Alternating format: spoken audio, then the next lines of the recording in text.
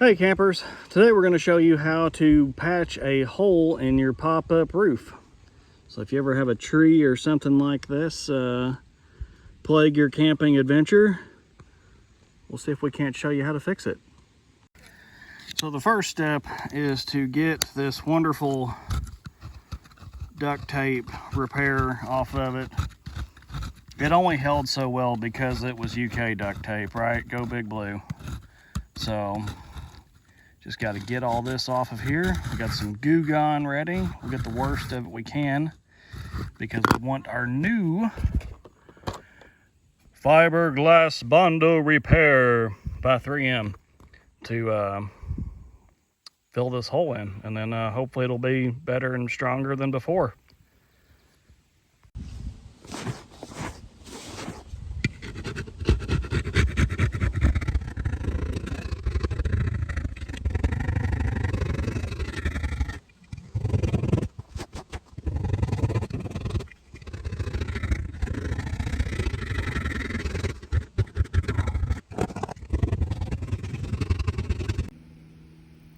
Okay, once you get like 95% of it off, you can try a little bit like Goo Gone or something like that and try and get the rest of it. You just want to make sure it's very clean, and you want this stuff to really be able to bond to it so it'll seal it up, and you know, obviously you don't want any leaks from it since you know, it's the roof of your camper, so try and keep this thing going.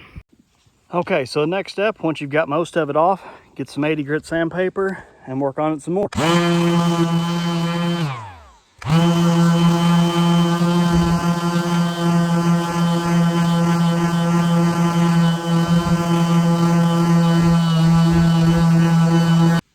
make sure you sand 1 to 2 inches beyond your actual damaged area. That way you've got room for it to attach to.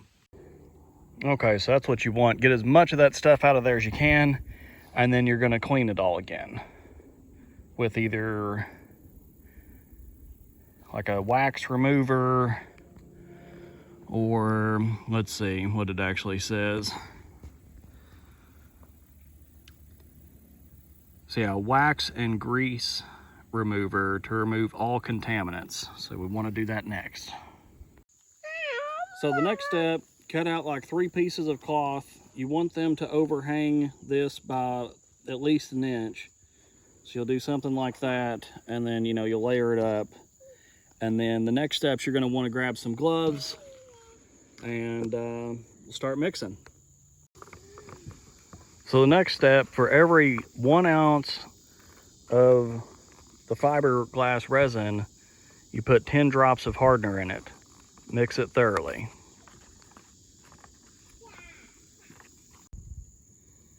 Next, you want to put some around the area that you've sanded. Make sure you do small batches at a time.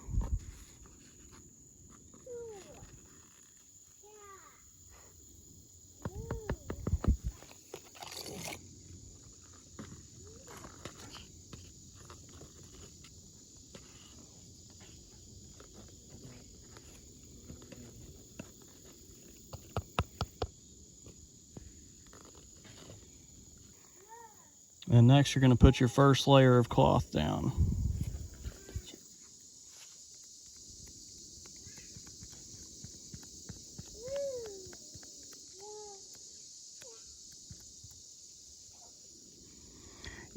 You can use a paintbrush to saturate the cloth and mix with the resin. A dabbing motion will help saturate the cloth and remove any air pockets. Continue applying additional layers of cloth and mixed resin as needed.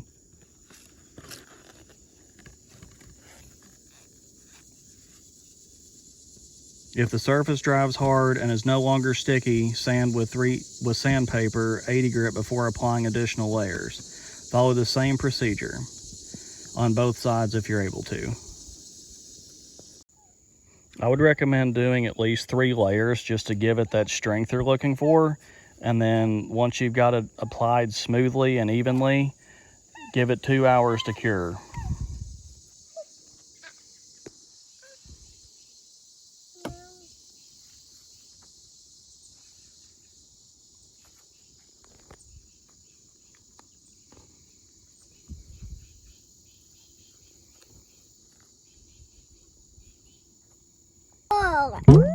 And you want to make sure if you're patching, if it's like a deep hole, you know, you don't want water to be where it can sit and soak into it. So just try to make sure you don't have like a sinkhole in it if possible. It's already starting to harden. All right, so we couldn't get it done last night. We lost too much light. So, and then of course it rained. So we're just getting it dried up. We're gonna sand it down some. Put a little bit of it on there after it started drying. So once it does that, it gets kind of clumpy. So we're gonna sand that down a little bit, and then it's good and hard though. Should shell off water decently enough. There wasn't any pulled up in it, although I feel like a slight indention here. Probably be good to go ahead and put another layer over it, but we're a little bit limited on time. So if you got time, do it. If not, we'll see how it goes.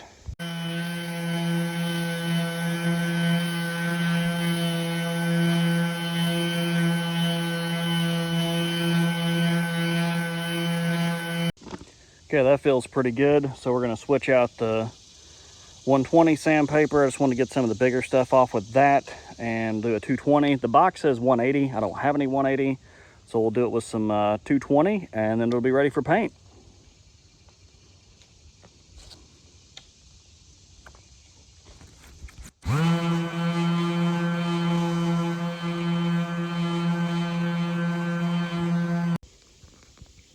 All right, it feels pretty smooth.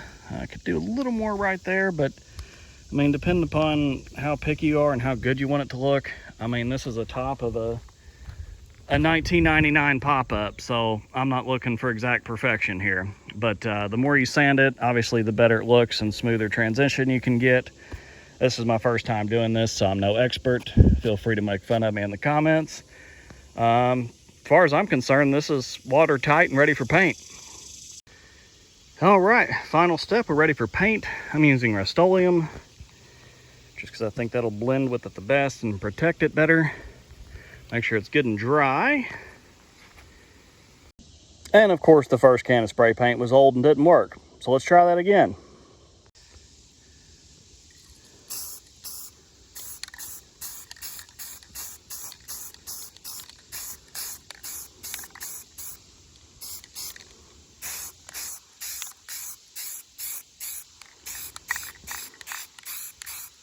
Kind of get that whole area sanded some. And it's not perfect, but I mean, who's gonna see it? And it doesn't leak. So that's all we've got for you on this one. Hope you guys have a fantastic day. If you like this video, be sure to subscribe to the channel for more tips and camping adventures to come.